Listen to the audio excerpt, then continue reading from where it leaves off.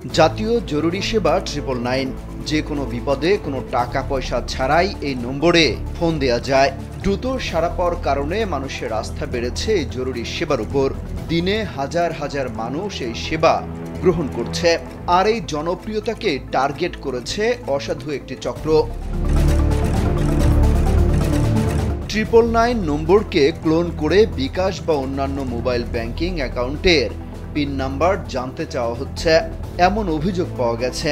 এই পরিস্থিতিতে mobile banking account এবং ব্যাংকের কার্ডের পিন নাম্বার শেয়ার না করার পরামর্শ দিয়েছে পুলিশ সদর দপ্তর।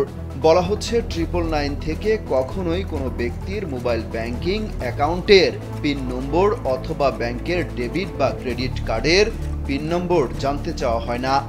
ক্যামেরায় ওয়াও, স্টাইল দেখাও, Xenon X21 পারলে ঠেকাও।